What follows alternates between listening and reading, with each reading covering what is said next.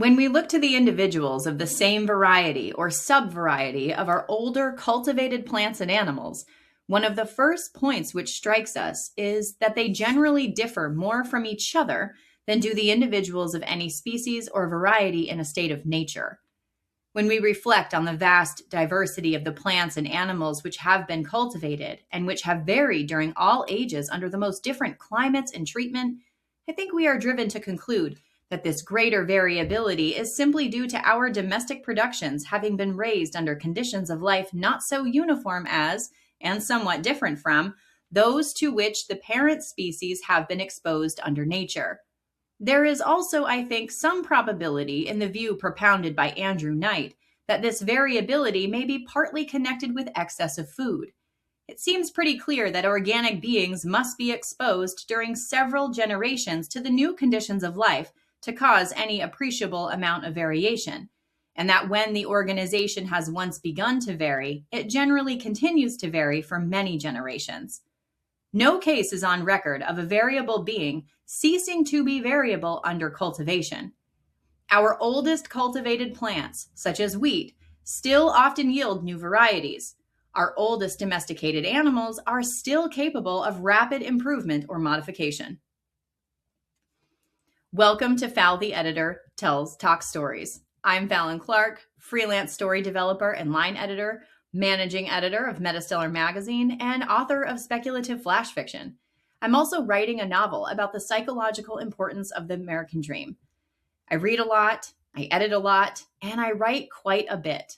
Check out my fiction and nonfiction, or peruse my writing and craft guidance playlist here on the channel, or get in touch for help developing, revising, writing, or recording audio for your book.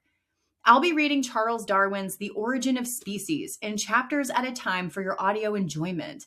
One quick note, when you grow up reading more words than you hear spoken on a day-to-day basis, pronunciation can get a little wonky.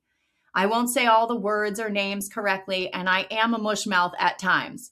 At home, I'm messy mommy, and it is what it is.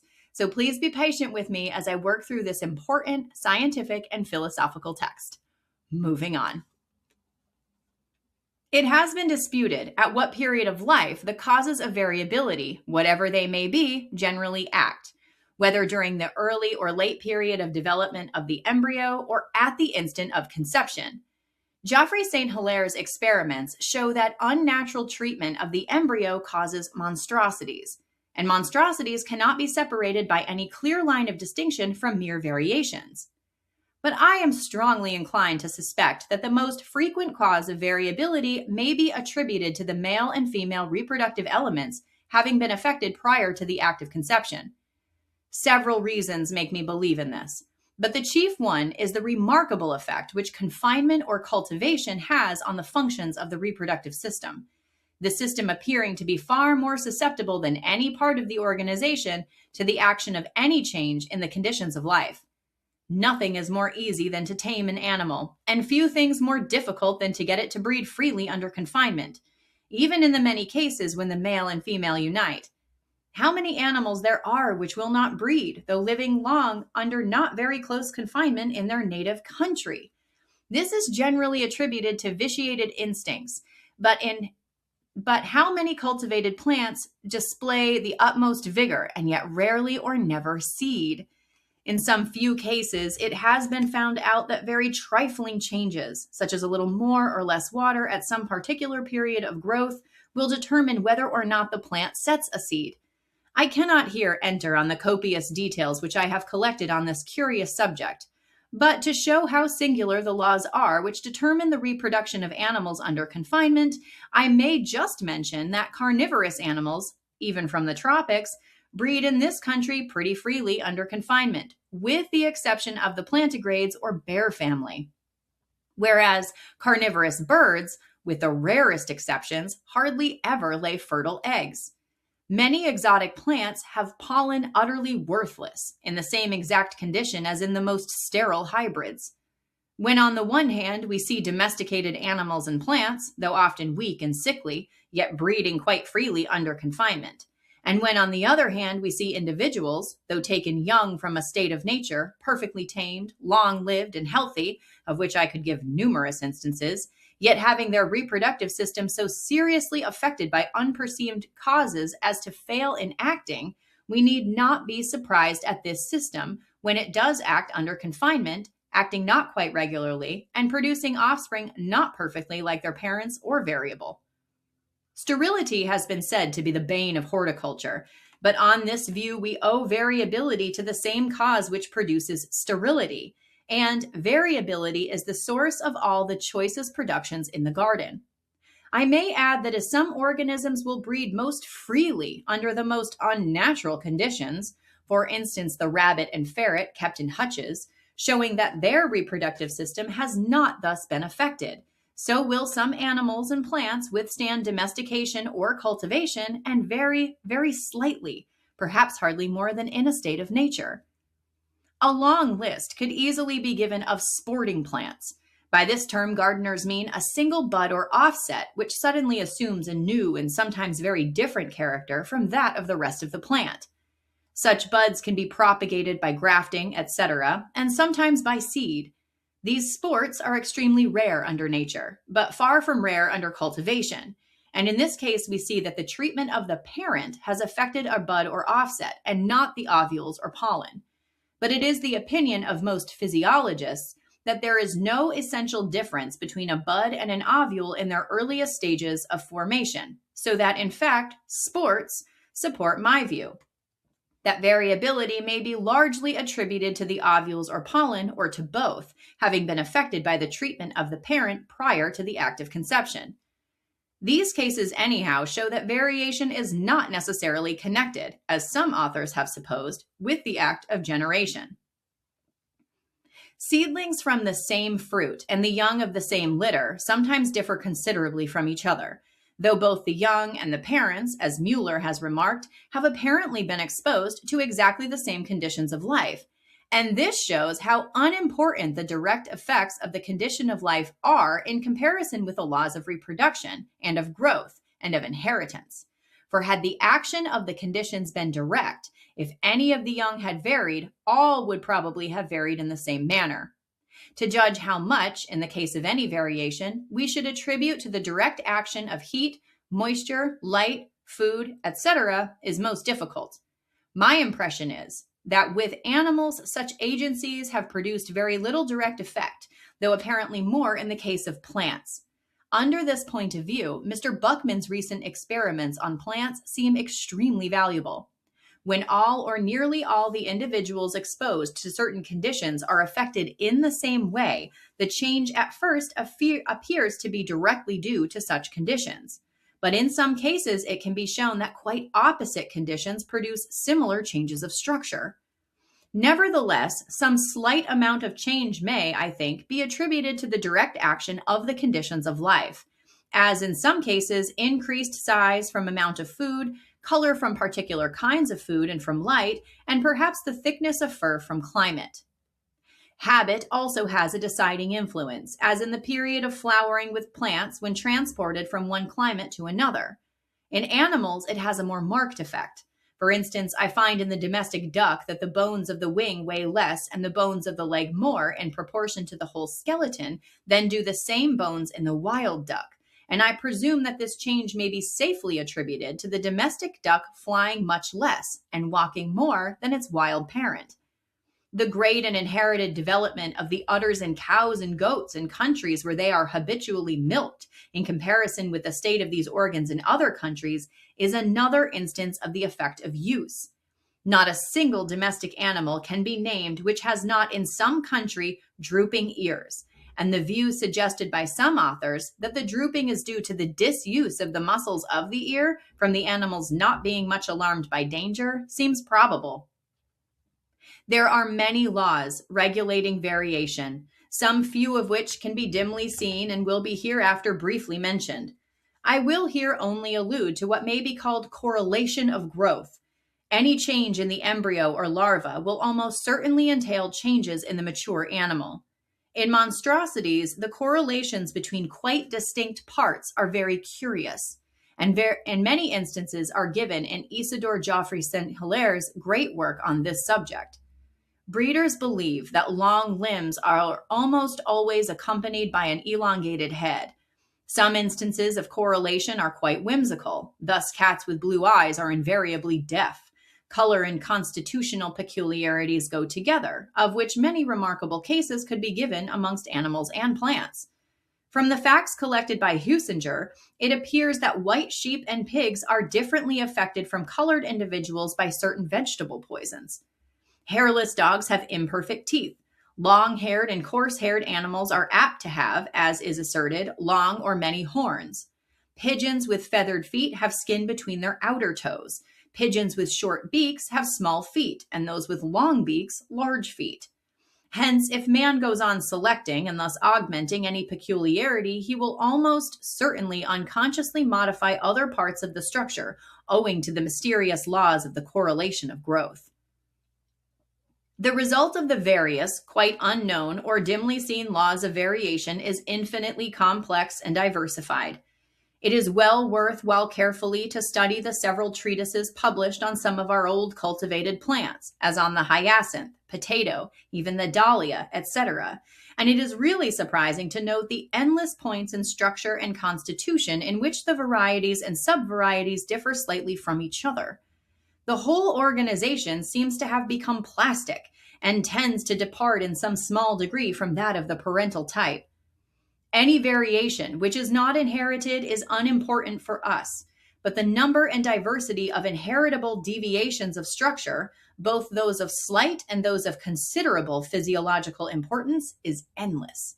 Dr. Prosper Lucas's treatise, in 2 large volumes, is the fullest and the best on this subject.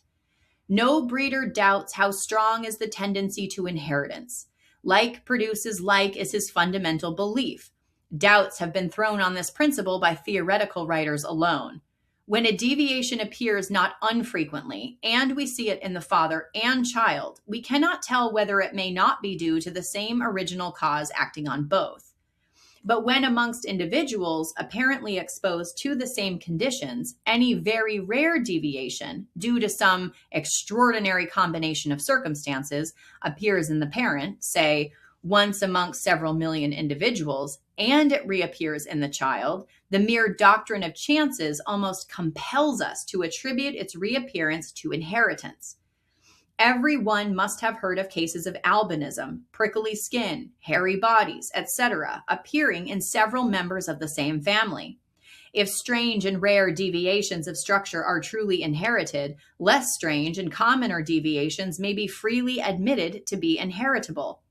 Perhaps the correct way of viewing the whole subject would be to look at the inheritance of every character, whatever as the rule, and non-inheritance as the anomaly. The laws governing inheritance are quite unknown. No one can say why the same peculiarity in different individuals of the same species and in different individuals of different species is sometimes inherited and sometimes not so. Why the child often reverts in certain characters to its grandfather or grandmother or other much more remote ancestor. Why a peculiarity is often transmitted from one sex to both sexes, or to one sex alone, more commonly but not exclusively to the like sex. It is a fact of some little importance to us that peculiarities appearing in the males of our domestic breed are often transmitted rather either exclusively or in a much greater degree to males alone. A much more important rule, which I think may be trusted, is that whatever period of life a peculiarity first appears in, it tends to appear in the offspring at a corresponding age, though sometimes earlier. In many cases, this could not be otherwise. Thus, the inherited peculiarities in the horns of cattle could only appear in the offspring when nearly mature. Peculiarities in the silkworm are known to appear at the corresponding caterpillar or cocoon stage. But hereditary diseases and some other facts make me believe that the rule has a wider extension, and that when there is no apparent reason why a peculiarity should appear at any particular age, yet that it does tend to appear in the offspring at the same period at which it first appeared in the parent. I believe this rule to be of the highest importance in explaining the laws of embryology. These remarks are, of course, confined to the first appearance of a peculiarity and not to its primary cause, which may have acted on the ovules or male element. In nearly the same manner as in the crossed offspring from a short-horned cow by a long-horned bull, the greater length of horn, though appearing late in life, is clearly due to the male element. Having alluded to the subject of reversion, I may here refer to a statement often made by naturalists, namely that our domestic varieties, when run wild, gradually but certainly revert in character to their aboriginal stocks. Hence, it has been argued that no deductions can be drawn from domestic races to species in a state of nature. I have in vain endeavored to discover on what decisive facts the above statement has so often and so boldly been made. There would be great difficulty in proving its truth. We may safely conclude that very many of the most strongly marked domestic varieties could not possibly live in a wild state. In many cases, we do not know what the aboriginal stock was, and so could not tell whether or not nearly perfect revision had ensued. It would be quite necessary, in order to prevent the effects of intercrossing, that only a single variety should be turned loose in its new home. Nevertheless, as our varieties certainly do occasionally revert in some of their characters to ancestral forms, it seems to me not improbable that if we could succeed in naturalizing, or were to cultivate during many generations the several races, for instance, of the cabbage, in very poor soil, in which case, however, some effect would have to be attributed to the direct action of the poor soil, that they would, to a large extent, or even wholly, revert to the wild aboriginal stock. Whether or not the experiment would succeed is not of great importance for our line of argument, for by the experiment itself, the conditions of life are changed. If it could be shown that our domestic varieties manifested a strong tendency to reversion, that is, to lose their acquired characters while kept under unchanged conditions, and whilst kept in a considerable body so that free intercrossing might check, by blending together, any slight deviations of structure, in such case, I grant that we could deduce nothing from domestic varieties in regard to species. But there is not a shadow of evidence in favor of this view. To assert that we could not breed our cart and racehorses, long and short-horned cattle, and poultry of various breeds, and esculent vegetables, for an almost infinite number of generations, would be opposed to all experience. I may add that when under nature the conditions of life do change, variations and reversions of character probably do occur, but natural selection, as will hereafter be explained, will determine how far the new characters thus arising shall be preserved. When we look to the hereditary varieties or races of our domestic animals and plants and compare them with the species closely allied together, we generally perceive in each domestic race, as already remarked, less uniformity of character than in true species. Domestic races of the same species also often have a somewhat monstrous character, by which I mean that, although differing from each other and from the other species of the same genus in several trifling respects, they often differ in an extreme degree in some one part, both when compared one with another and more especially when compared with all the species in nature to which they are nearest allied. With these exceptions, and with that of the perfect fertility of varieties when crossed, a subject hereafter to be discussed, domestic races of the same species differ from each other in the same manner as, only in most cases to a lesser degree than, do closely allied species of the same genus in a state of nature.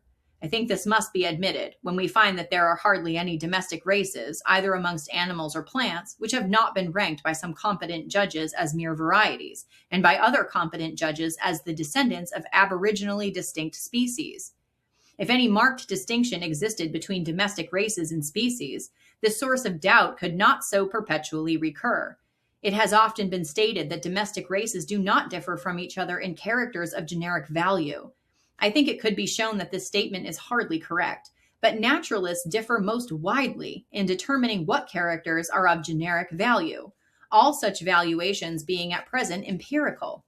Moreover, on the view of the origin of genera, which I shall presently give, we have no right to expect often to meet with generic differences in our domesticated productions. When we attempt to estimate the amount of structural difference between the domestic races of the same species, we are soon involved in doubt, from not knowing whether they have descended from one or several parent species. This point, if it could be cleared up, would be interesting. If, for instance, it could be shown that the greyhound, bloodhound, terrier, spaniel, and bulldog, which we all know propagate their kind so truly, were the offspring of any single species, then such facts would have great weight in making us doubt about the immutability of the many very closely allied and natural species, for instance, of the many foxes inhabiting different quarters of the world. I do not believe, as we shall presently see, that all our dogs have descended from any one wild species. But in the case of some other domestic races, there is presumptive or even strong evidence in favor of this view. It has often been assumed that man has chosen for domestication animals and plants having an extraordinary inherent tendency to vary and likewise to withstand diverse climates. I do not dispute these capacities have added largely to the value of our most domesticated productions. But how could a savage possibly know when he first tamed an animal whether it would vary in succeeding generations and whether it would endure other climates? Has the little variability of the ass or guinea fowl, or the small power of endurance of warmth by the reindeer or of cold by the common camel prevented their domestication? I cannot doubt that if other animals and plants, equal in number to our domesticated productions and belonging to equally diverse classes and countries, were taken from a state of nature and could be made to breed for an equal number of generations under domestication, they would vary on an average as largely as the parent species of our existing domesticated productions have varied. In the case of our most anciently domesticated animals and plants, I do not think it is possible to come to any definite conclusion, whether they have descended from one or several species. The argument mainly relied on by those who believe in the multiple origin of our domestic animals is that we find in the most ancient records, more especially in the monuments of Egypt, much diversity in the breeds, and that some of the breeds closely resemble, perhaps are identical with, those still existing. Even if this latter fact were found more strictly and generally true than seems to me to be the case, what does it show but that some of our breeds originated there 4,000 or 5,000 years ago? But Mr. Horner's researches have rendered it in some degree probable that man sufficiently civilized to have manufactured pottery existed in the valley of the Nile 13 or 14,000 years ago. And who will pretend to say how long before these ancient periods, savages, like those of Tierra del Fuego or Australia, who possess a semi-domestic dog, may not have existed in Egypt? The whole subject must, I think, remain vague. Nevertheless, I may, without here entering on any details, state that, from geographical and other considerations, I think it highly probable that our domestic dogs have descended from several wild species. In regard to sheep and goats, I can form no opinion. I should think from facts communicated to me by Mr. Blythe on the habits, voice, and constitution, etc., of the humped Indian cattle, that these had descended from a different aboriginal stock than from our European cattle, and several competent judges believe that these latter have had more than one wild parent. With respect to horses, for reasons which I cannot give here, I am doubtfully inclined to believe, in opposition to several authors, that all the races have descended from one wild stock. Mr. Blythe, whose opinion, from his large and varied stores of knowledge, I should value more than that of almost anyone, thinks that all the breeds of poultry have proceeded from one common wild Indian fowl, Gallus bancova. In regard to ducks and rabbits, the breeds of which differ considerably from each other in structure, I do not doubt that they all have descended from the common wild duck and rabbit. The doctrine of the origin of our several domestic races from several aboriginal stocks has been carried to an absurd extreme by some authors. They believe that every race which breeds true, let the distinctive characters be ever so slight, has had its wild prototype. At this rate, there must have existed at least a score of species of wild cattle, as many sheep and several goats in Europe alone, and several even within Great Britain. One author believes that there formerly existed in Great Britain 11 wild species of sheep peculiar to it. When we bear in mind that Britain has now hardly one peculiar mammal, and France but few distinct from those of Germany, and conversely so with Hungary, Spain, etc., but that each of these kingdoms possesses several peculiar breeds of cattle, sheep, etc., we must admit that many domestic breeds have originated in Europe. For whence could they have been derived, as these several countries do not possess a number of peculiar species as distinct parent stocks? So it is in India. Even in the case of the domestic dogs of the whole world, which I fully admit have probably descended from several wild species, I cannot doubt that there has been an immense amount of inherited variation. Who can believe that animals closely resembling the Italian Greyhound, the Bloodhound, the Bulldog, the Blenheim Spaniel, etc., so unlike all wild Canidae, ever existed freely in a state of nature? It has often been loosely said that all our races of dogs have been produced by the crossing of a few aboriginal species. But by crossing, we can get only forms in some degree intermediate between their parents. And if we account for our several domestic races by this process, we must admit the former existence of the most extreme forms, as the Italian Greyhound, Bloodhound, Bulldog, etc., in the wild state. Moreover, the possibility of making distinct races by crossing has been greatly exaggerated. There can be no doubt that a race may be modified by occasional crosses, if aided by the careful selection of those individual mongrels which present any desired character, but that a race could be obtained nearly intermediate between two extremely different races or species, I can hardly believe. Sir J. Sebright expressly experimentized for this object and failed. The offspring from the first cross between two pure breeds is tolerably and sometimes, as I have found with pigeons, extremely uniform, and everything seems simple enough. But when these mongrels are crossed one with another for several generations, hardly two of them will be alike, and then the extreme difficulty, or rather utter hopelessness of the task becomes apparent. Certainly, a breed intermediate between two very distinct breeds could not be got without extreme care and long continued selection, nor can I find a single case on record of a permanent race having been thus formed. On the breeds of the domestic pigeon. Believing that it is always best to study some special group, I have, after deliberation, taken up domestic pigeons. I have kept every breed which I could purchase or obtain, and have been most kindly favored with skins from several quarters of the world, more especially by the Honorable W. Eliot from India and the Honorable C. Murray from Persia. Many treatises in different languages have been published on pigeons, and some of them are very important, as being of considerable antiquity. I have associated with several eminent fanciers, and have been permitted to join two of the London pigeon clubs. The diversity of the breeds is something astonishing. Compare the English carrier and the short-faced tumbler, and see the wonderful difference in their beaks, entailing corresponding differences in their skulls. The carrier, more especially the male bird, is also remarkable from the wonderful development of the carunculated skin about the head, and this is accompanied by greatly elongated eyelids, very large external orifices to the nostrils, and a wide gape of mouth. The short-faced tumbler has a beak and outline almost like that of a finch, and the common tumbler has the singular and strictly inherited habit of flying at a great height in a compact flock, and tumbling in the air head over heels. The runt is a bird of great size, with long, massive beak and large feet. Some of the sub-breeds of runts have very long necks, others have very long wings and tails, others singularly short tails. The barb is allied to the carrier, but instead of a very long beak, has a very short and very broad one. The pouter has a much elongated body, wings, and legs, and its enormously developed crop, which it glorifies in inflating, may well excite astonishment and even laughter.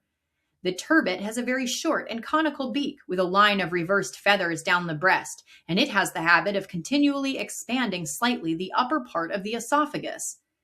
The Jacobin has the feathers so much reversed along the back of his neck that they form a hood, and it has, proportionally to its size, much elongated wing and tail feathers. The trumpeter and laughter, as their names express, utter a very different coo from the other birds. The fantail has 30 or even 40 tail feathers instead of 12 or 14, the normal number in all members of the great pigeon family. And these feathers are kept expanded and are carried so erect that in good birds the head and tail touch, The oil gland is quite aborted. Several other less distinct breeds might have been specified. In the skeletons of the several breeds, the development of the bones of the face in length and breadth and curvature differs enormously. The shape, as well as the breadth and length of the ramus of the lower jaw, varies in a highly remarkable manner. The number of the caudal and sacral vertebrae vary, as does the number of the ribs, together with their relative breadth and the presence of processes. The size and shape of the apertures in the sternum are highly variable. So is the degree of divergence and relative size of the two arms of the furcula. The proportional width of the gape of mouth, the proportional length of the eyelids, of the orifice of the nostrils, of the tongue, not always in strict correlation with the length of beak, the size of the crop and of the upper part of the esophagus, the development and abortion of the oil gland, the number of the primary wing and caudal feathers, the relative length of wing and tail to each other and to the body, the relative length of leg and to the feet, the number of scutulae on the toes, the development of skin between the toes are all points of structure which are variable. The period at which the perfect plumage is acquired varies, as does the state of the down with which the nesting birds are clothed when hatched. The shape and size of the eggs vary. The manner of flight differs remarkably, as does in some breeds the voice and disposition. Lastly, in certain breeds, the males and females have come to differ to a slight degree from each other. Although at least a score of pigeons might be chosen, which, if shown to an ornithologist and he were told that they were wild birds, would certainly, I think, be ranked by him as well-defined species. Moreover, I do not believe that any ornithologist would place the English carrier, the short-faced tumbler, the runt, the barb, pouter, and the fantail in the same genus. More especially as in each of these breeds, several truly inherited subbreeds, or species as he might have called them, could be shown him. Great as the differences are between the breeds of pigeons, I am fully convinced that the common opinion of naturalists is correct, namely that all have descended from the rock pigeon, Columba livia, including under this term several geographical races or subspecies, which differ from each other in the most trifling respects. As several of the reasons which have led me to this brief are in some degree applicable in other cases, I will here briefly give them. If the several breeds are not varieties and have not proceeded from the rock pigeon, they must have descended from at least 7 or 8 aboriginal stocks, for it is impossible to make the present domestic breeds by the crossing of any lesser number. How, for instance, could a pouter be produced by crossing 2 breeds unless one of the parent stocks possessed the characteristic enormous crop? The supposed aboriginal stocks must all have been rock pigeons, that is, not breeding or willingly perching in trees. But besides C. livia with its geographical subspecies, only 2 or 3 other species of rock pigeon are known, and these have not any of the characters of the domestic breeds. Hence, the supposed aboriginal stocks must either still exist in the countries where they were originally domesticated and yet be unknown to ornithologists, and thus, considering their size, habits, and remarkable characters, seems very improbable, or they must have become extinct in the wild state. But birds breeding on precipices and good flyers are unlikely to be exterminated, and the common rock pigeon, which has the same habits with the domestic breeds, has not been exterminated even on several of the smaller British islets or on the shores of the Mediterranean. Hence, the supposed extermination of so many species having similar habits with the rock pigeon seems to me a very rash assumption. Moreover, the several above-named domesticated breeds have been transported to all parts of the world, and therefore some of them must have been carried back again to their native country. But not one has ever become wild or feral, though the dovecot pigeon, which is the same rock pigeon in a very slightly altered state, has become feral in several places. Again, all recent experience shows that it is most difficult to get any wild animal to breed freely under domestication. Yet on the hypothesis of the multiple origin of our pigeons, it must be assumed that at least 7 or 8 species were so thoroughly domesticated in ancient times by half-civilized man as to be quite prolific under confinement. An argument, as it seems to me of great weight and applicable in several other cases, is that the above specified breeds, though agreeing generally in constitution, habits, voice, coloring, and in most parts of their structure with the wild rock pigeon, yet are certainly highly abnormal in other parts of their structure. We may look in vain throughout the whole great family of Columbidae for a beak like that of the English carrier, or that of the short-faced tumbler or barb, for reversed feathers like those of the Jacobin, for a crop like that of the pouter, for tail feathers like those of the fantail. Hence, it must be assumed not only that half-civilized man succeeded in thoroughly domesticating several species, but that he intentionally or by chance picked out extraordinarily abnormal species, and further that these species have since all become extinct or unknown. So many strange contingencies seem to me improbable in the highest degree. Some facts in regard to the coloring of pigeons well deserve consideration. The rock pigeon is of a slaty blue and has a white rump, the Indian subspecies C. intermedia of Strickland having it bluish. The tail has a terminal dark bar with the bases of the outer feathers externally edged with white. The wings have two black bars. Some semi-domestic breeds and some apparently truly wild breeds have, besides the two black bars, the wings checkered with black. These several marks do not occur together in any other species of the whole family. Now, in every one of the domestic breeds, taking thoroughly well-bred birds, all the above marks, even to the white edging of the outer tail feathers, sometimes concur perfectly developed. Moreover, when two birds belonging to two distinct breeds are crossed, neither of which is blue or has any of the above specified marks, the mongrel offspring are very apt suddenly to acquire these characters. For instance, I crossed some uniformly white fantails with some uniformly black barbs, and they produced mottled brown and black birds. These I again crossed together, and one grandchild of the pure white fantail and pure black barb was of as beautiful a blue color, with the white rump, double black wing bar, and barred and white edged tail feathers, as any wild rock pigeon. We can understand these facts on the well-known principle of reversion to ancestral characters if all the domestic breeds have descended from the rock pigeon. But if we deny this, we must make one of the two following highly improbable suppositions. Either, firstly, that all the several imagined aboriginal stocks were colored and marked like the rock pigeon, although no other existing species is thus colored and marked, so that in each separate breed there might be a tendency to revert to the very same colors or markings. Or, secondly, that each breed, even the purest, has within a dozen or, at most, within a score of generations, been crossed by the rock pigeon. I say within a dozen or 20 generations, for we know of no fact countenancing the belief that the child ever reverts to some one ancestor removed by a great number of generations. In a breed which has been crossed only once with some distinct breed, the tendency to reversion to any character derived from such cross will naturally become less and less, as in each succeeding generation there will be less of the foreign blood. But when there has been no cross with a distinct breed, and there is a tendency in both parents to revert to a character which has been lost during some former generation, this tendency, for all we can see to the contrary, may be transmitted undiminished for an indefinite number of generations. These two distinct cases are often confounded in treatises on inheritance.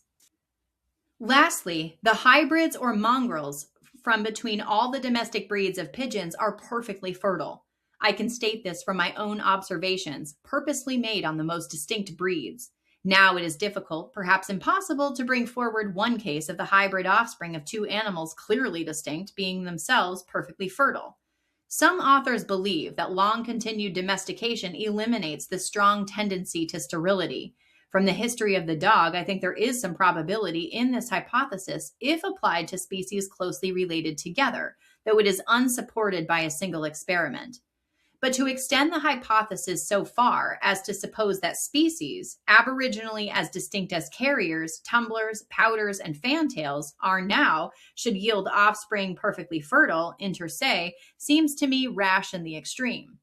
From these several reasons, namely the improbability of man having formerly got 7 or 8 supposed species of pigeons to breed freely under domestication, these supposed species being quite unknown in a wild state and there becoming nowhere feral, these species having very abnormal characters in certain respects as compared with all other Columbidae, though so like in most other respects to the rock pigeon, the blue color and various marks occasionally appearing in all the breeds, both when kept pure and when crossed, the mongrel offspring being perfectly fertile. From these several reasons taken together, I can feel no doubt that all our domestic breeds have descended from the Columba livia with its geographical subspecies.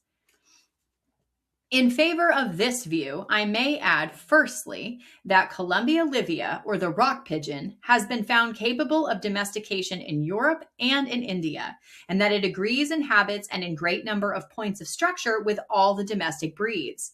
Secondly, although an English carrier or short-faced tumbler differs immensely in certain characters from the rock pigeon, yet by comparing the several subbreeds of these breeds, more especially those brought from distant countries, we can make an almost perfect series between the extremes of structure. Thirdly, those characters which are mainly distinctive of each breed, for instance, the wattle and length of beak of the carrier, the shortness of that of the tumbler, and the number of tail feathers in the fantail, are in each breed eminently variable, and the explanation of this fact will be obvious when we come to treat of selection.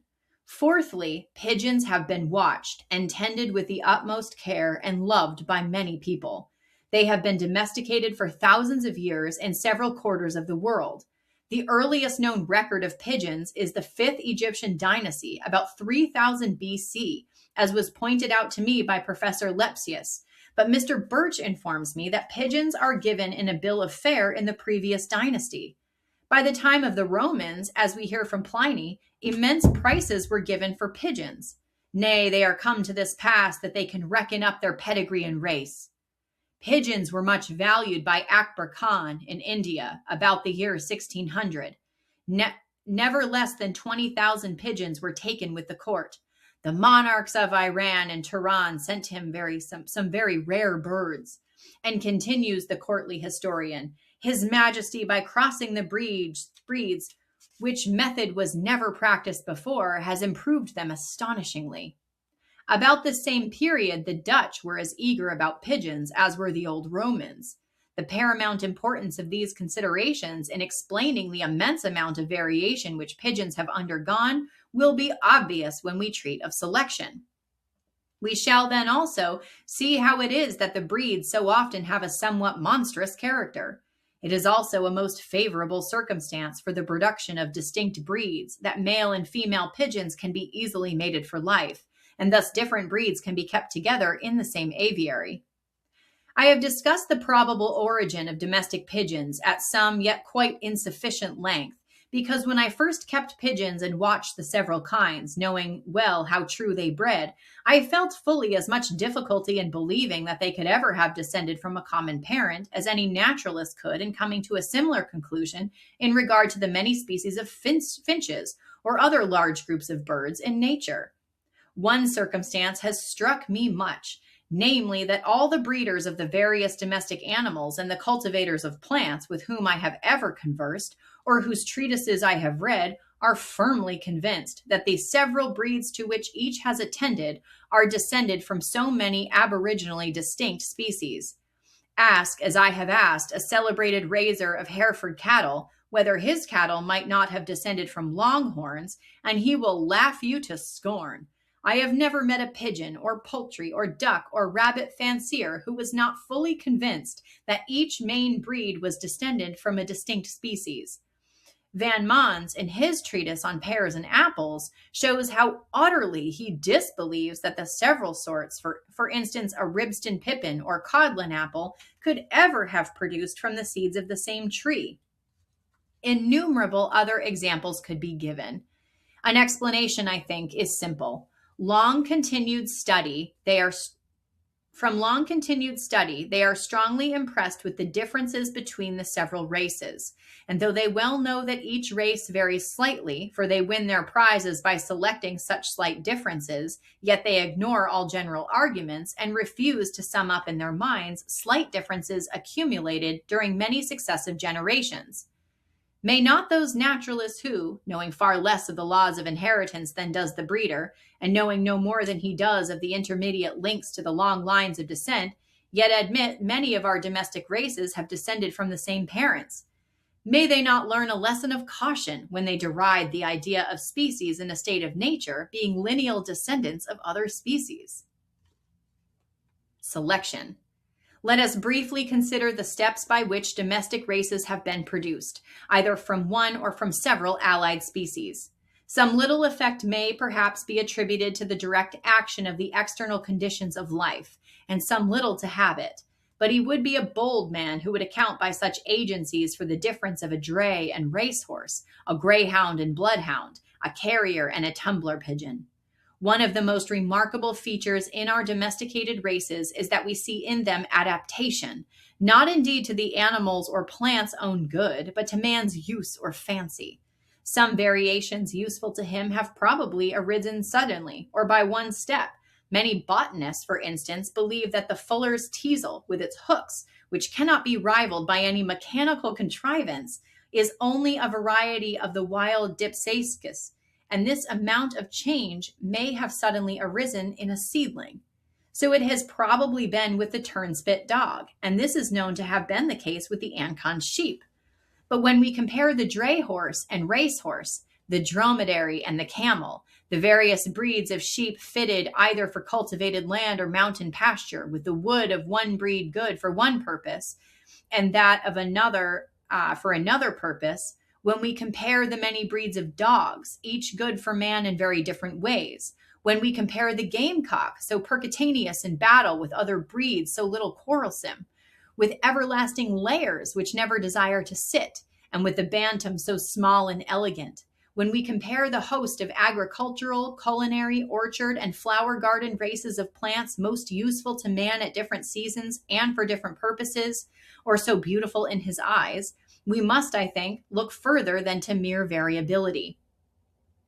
We cannot suppose that all the breeds were suddenly produced as perfect and as useful as we see them. Indeed, in several cases, we know that this has not been their history. The key is man's power of accumulative selection. Nature gives successive variations. Man adds them up in certain directions useful to him. In this sense, he may be said to make for himself useful breeds.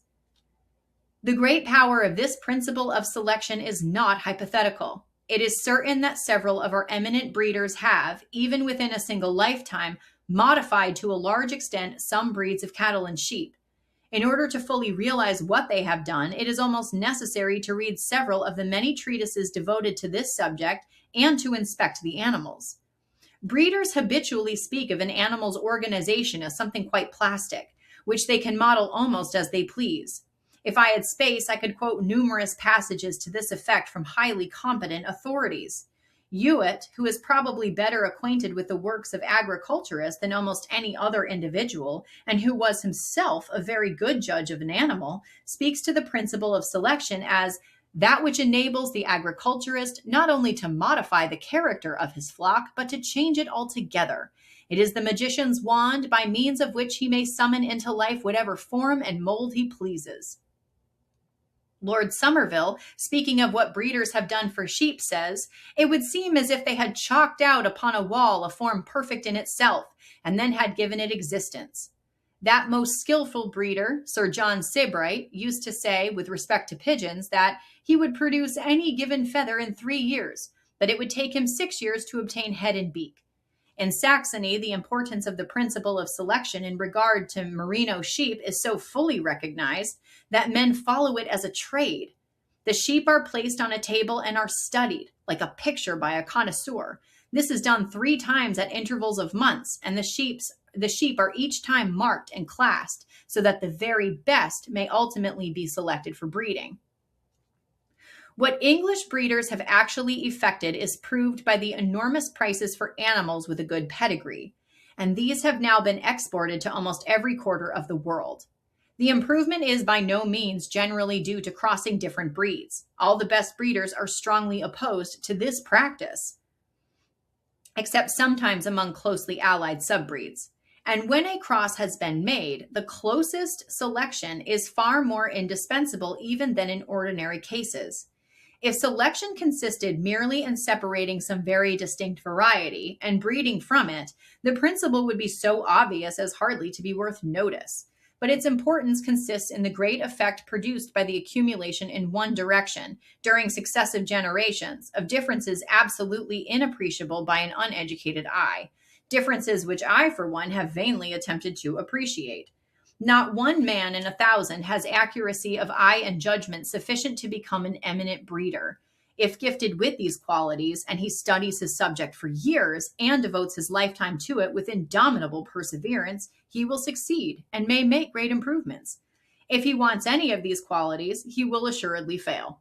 Few would readily believe in the natural capacity and years of practice requisite to become even a skillful pigeon fancier. The same principles are followed by horticulturists, but the variations are here often more abrupt. No one supposes that our choicest productions have been produced by a single variation from the aboriginal stock. We have proofs that this is not so in some cases, in which exact records have been kept. Thus, to give a very trifling instance, the steadily increasing size of the common gooseberry may be quoted. We see an astonishing improvement in many florists' flowers when the flowers of the present day are compared with drawings made only 20 or 30 years ago. When a race of plants is once pretty well established, the seed raisers do not pick out the best plants, but merely go over their seed beds and pull up the rogues, as they call the plants that deviate from the proper standard. With animals, this kind of selection is, in fact, also followed, for hardly any one is so careless as to allow his worst animals to breed.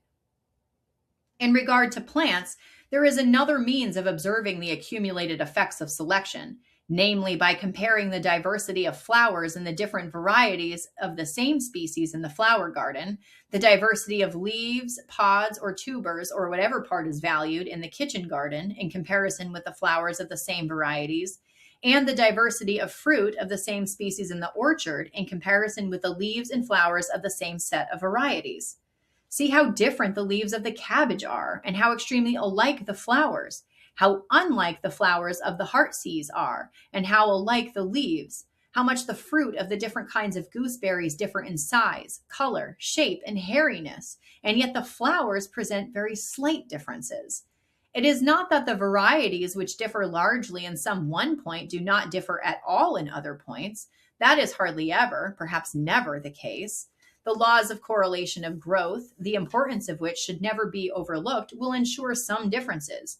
But as a general rule, I cannot doubt that the continued selection of slight variations, either in the leaves, the flowers, or the fruit, will produce races differing from each other chiefly in these characters.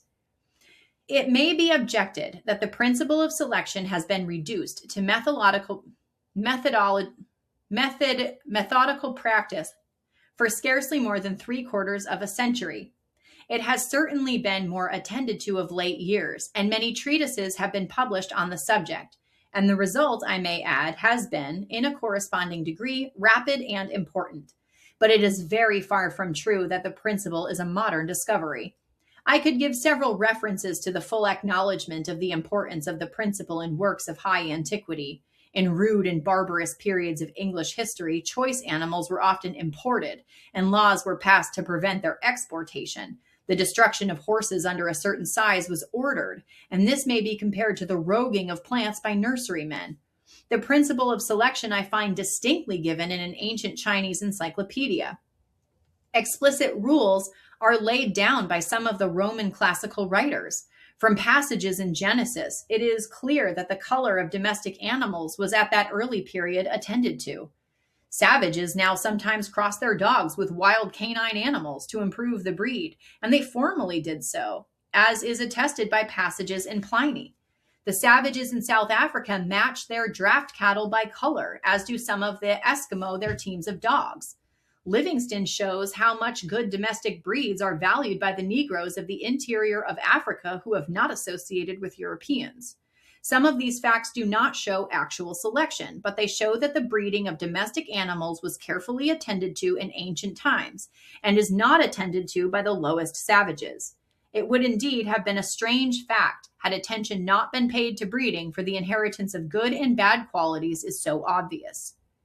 At the present time, eminent breeders try, by methodical selection with a distinct object in view, to make a new strain or subbreed superior to anything existing in the country. But for our purpose, a kind of selection, which may be called unconscious, and which results from everyone trying to possess and breed from the best individual animals, is more important. Thus, a man who intends keeping pointers naturally tries to get as good dogs as he can, and afterwards breeds from his own best dogs, but he has no wish or expectation of permanently altering the breed. Nevertheless, I cannot doubt that this process, continued during centuries, would improve and modify any breed, in the same way as Bakewell, Collins, etc. did by this very same process, only carried on more methodically, did greatly modify, even during their own lifetimes, the forms and qualities of their cattle. Slow and insensible changes of this kind could never be recognized unless actual measurements or careful drawings of the breeds in question had been made long ago, which might serve for comparison. In some cases, however, unchanged or but little changed individuals of the same breed may be found in less civilized districts, where the breed has been less improved. There is reason to believe that King Charles Spaniel has been unconsciously modified to a large extent since the time of that monarch. Some highly competent authorities are convinced that the setter is directly derived from the spaniel and has probably been slowly altered from it. It is known that the English pointer has been greatly changed within the last century, and in this case, the change has, it is believed, been chiefly effected by the crosses with the foxhound. But what concerns us is that the change has been effected unconsciously and gradually, and yet so effectually that though the old Spanish pointer certainly came from Spain, Mr. Barrow has not seen, as I am informed by him, any native dog in Spain like our pointer. By a similar process of selection and by careful training, the whole body of English racehorses have come to surpass in fleetness and size the parent Arab stock, so that the latter, by the regulations of the Goodwood races, are favored in the weights they carry. Lord Spencer and others have shown how the cattle of England have increased in weight and in early maturity compared with the stock formerly kept in this country. By comparing the accounts given in old pigeon treatises of carriers and tumblers with these breeds as now existing in Britain, India, and Persia, we can, I think, clearly trace the stages through which they have insensibly passed, and come to differ so greatly from the rock pigeon. Hewitt gives an excellent illustration of the effects of a course of selection, which may be considered as unconsciously followed, insofar that the breeders could never have expected or even wished to have produced the result which ensued, namely the production of two distinct strains. The two flocks of Leicester sheep kept by Mr. Buckley and Mr. Burgess, as Mr. Hewitt remarks, have been purely bred from the original stock of Mr. Bakewell for upwards of 50 years. There is not a suspicion existing in the mind of anyone at all acquainted with the subject that the owner of either of them has deviated in any one instance from the pure blood of Mr. Bakewell's flock. And yet the difference between the sheep possessed by these two gentlemen is so great that they have the appearance of being quite different varieties. If there exist savages so barbarous as never to think of the inherited character of the offspring of their domestic animals, yet any one animal particularly useful to them for any special purpose would be carefully preserved during famines and other accidents to which savages are so liable, and such choice animals would thus generally leave more offspring than the inferior ones, so that in this case there would be a kind of unconscious selection going on. We see the value set on animals even by the barbarians of Tierra del Fuego, by their killing and devouring their old women in times of dearth, as of less value than their dogs. In plants, the same gradual process of improvement through the occasional preservation of the best individuals, whether or not sufficiently distinct to be ranked in their first appearance as distinct varieties, and whether or not two or more species or races have become blended together by crossing, may plainly be recognized in the increased size and beauty which we now see in the varieties of the heartsease, rose, pelargonium, dahlia, and other plants when compared with the older varieties or with their parent stocks. No one would ever expect to get a first-rate heartsease or dahlia from the seed of a wild plant.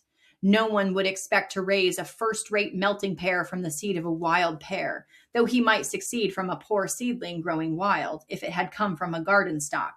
The pear, though cultivated in classical times, appears, from Pliny's description, to have been a fruit of very inferior quality. I have seen great surprise expressed in horticultural works at the wonderful skill of gardeners in having produced such splendid results from such poor materials. But the art, I cannot doubt, has been simple, and as far as the final result is concerned, has been followed almost unconsciously. It has consisted in always cultivating the best known variety, sowing its seeds, and when a slightly better variety has chanced to appear, selecting it, and so onwards. But the gardeners of the classical period, who cultivated the best pear they could procure, never thought what splendid fruit we should eat, though we owe our excellent fruit in some small degree to their having naturally chosen and preserved the best varieties they could anywhere find. A large amount of change in our cultivated plants, thus slowly and unconsciously accumulated, explains, as I believe, the well-known fact that in a vast number of cases we cannot recognize, and therefore do not know, the wild parent stocks of the plants which have been longest cultivated in our flower and kitchen gardens. If it has taken centuries or thousands of years to improve or modify most of our plants up to their present standard of usefulness to man, we can understand how it is that neither Australia, the Cape of Good Hope, nor any other region inhabited by quite uncivilized man has afforded us a single plant worth culture. It is not that these countries, so rich in species, do not by a strange chance possess the aboriginal stock of any useful plants, but that the native plants have not been improved by continued selection up to a standard of perfection comparable with that given to the plants in countries anciently civilized. In regard to the domestic animals kept by uncivilized man, it should not be overlooked that they almost always have to struggle for their own food, at least during certain seasons. And in two countries very differently circumstanced, individuals of the same species, having slightly different constitutions or structure, would often succeed better in the one country than in the other, and thus by a process of natural selection, as will hereafter be more fully explained, two subbreeds might be formed. This perhaps partly explains what has been remarked by some authors, namely that the varieties kept by savages have more of the character of species than the varieties kept in civilized countries. On the view here given of the all-important part which selection by man has played, it becomes at once obvious how it is that our domestic races show adaptation in their structure or in their habits to man's wants or fancies.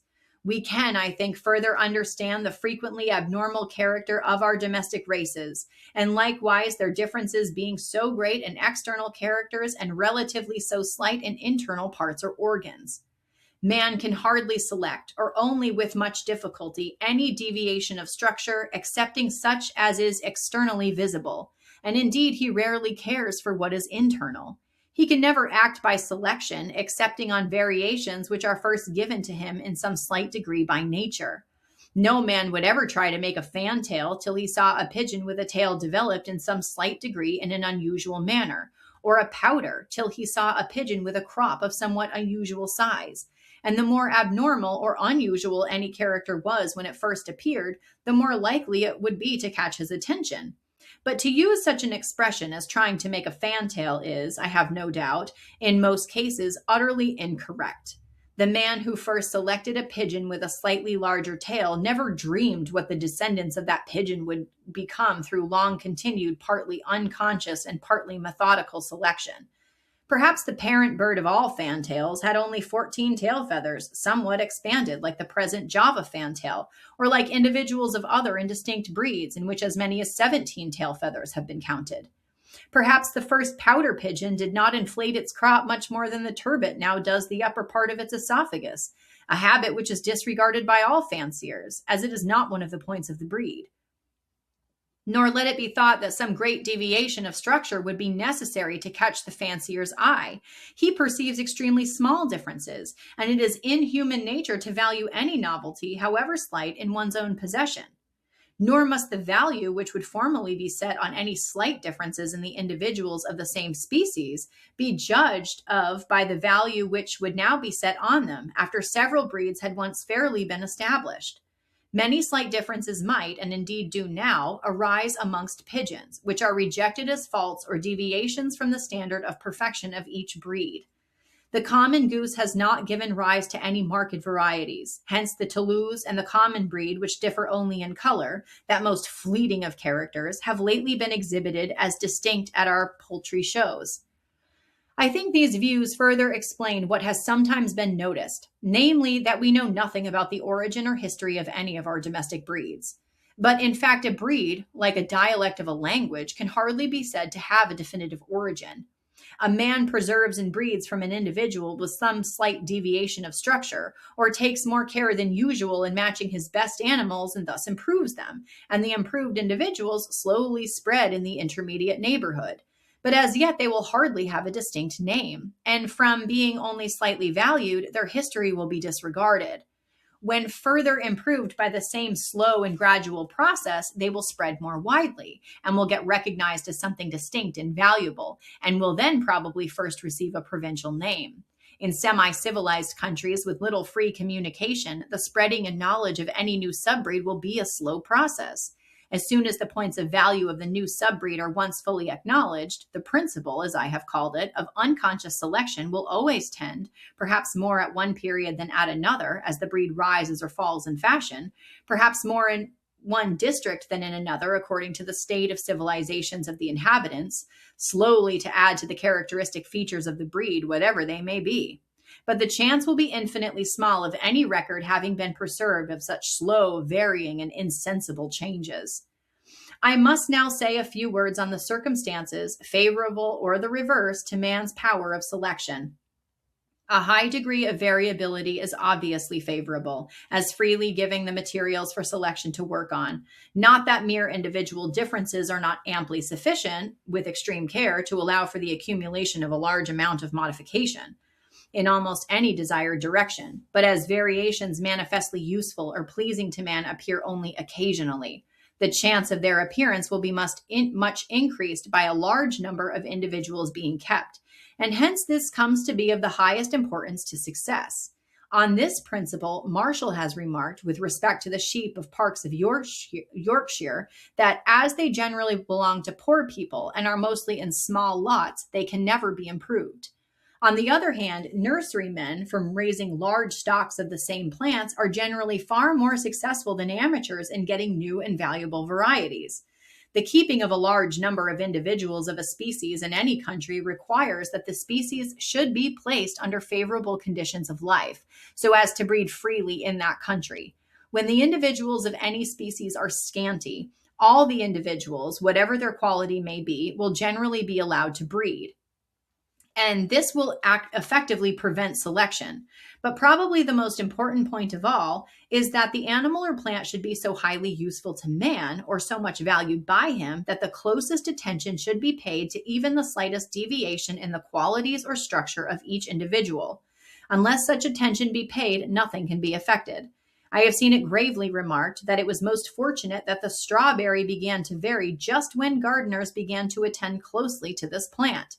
No doubt the strawberry had always varied since it was cultivated, but the slight varieties had been neglected.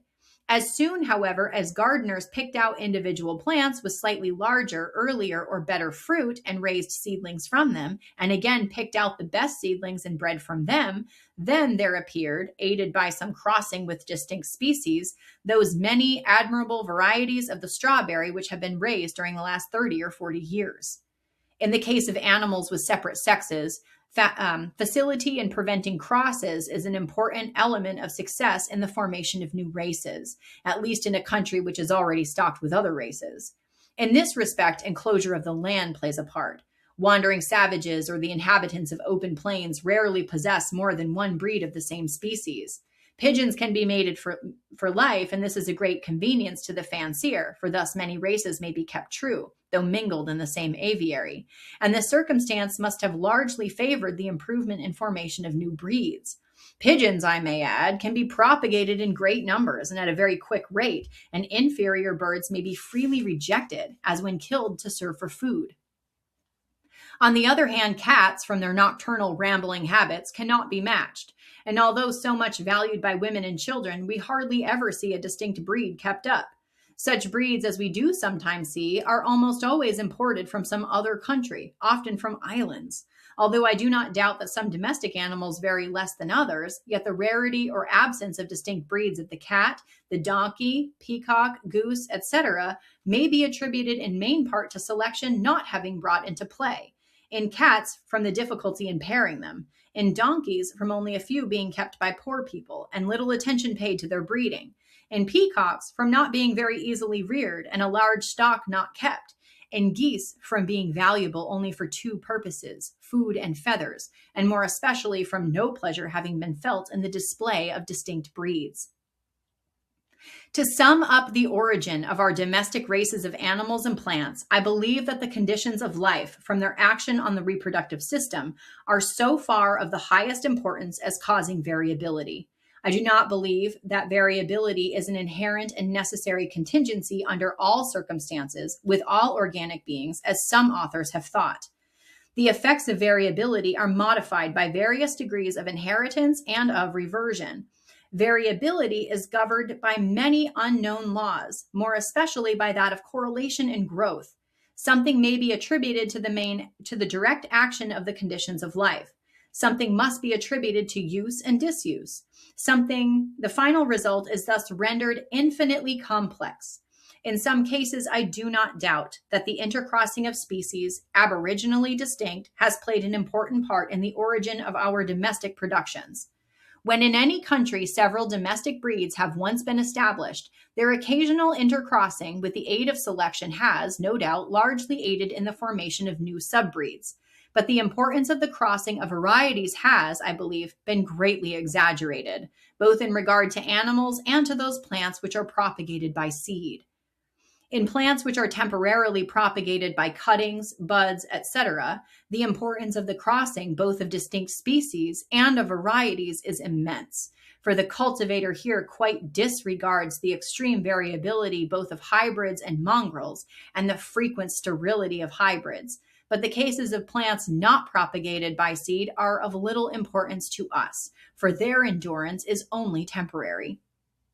Over all these causes of change, I am convinced that the accumulative action of selection, whether applied methodically and more quickly or unconsciously and more slowly, but more efficiently, is by far the predominant power.